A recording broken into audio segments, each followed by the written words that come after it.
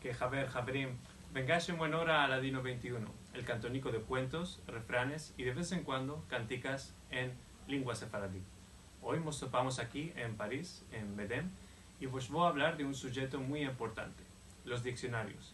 Al empecillo ya se puede decir que no es menester mercar un diccionario en papel, se puede simplemente ir a Ladino Comunità y buscar en el mail los verbos que sueltamos saber. Y además podemos también ir al diccionario en el internet de Ladino Comunità, donde podemos meter los verbos en turco, en hibrid, en inglés y en español. Ama, si sueltamos continuar empezando la lengua, empezamos el judo español, es menester mercar un diccionario en papel. Hoy os voy a hablar de 3 diccionarios en papel para la gente que ya habla francés. Dunque, por ejemplo, aquí topamos el diccionario de judo español de Joseph Nehama. Aquí, si sabemos el verbo en judo español, podemos topar el traslado en francés.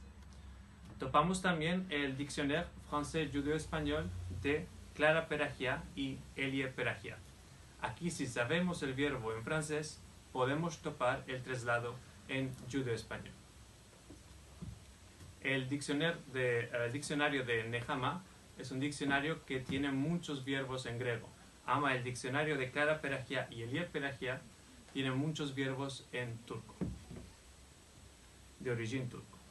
Y finalmente, para escapar, topamos el diccionario de Isako Hazan, que es un diccionario del judo español al francés y del francés al judo español.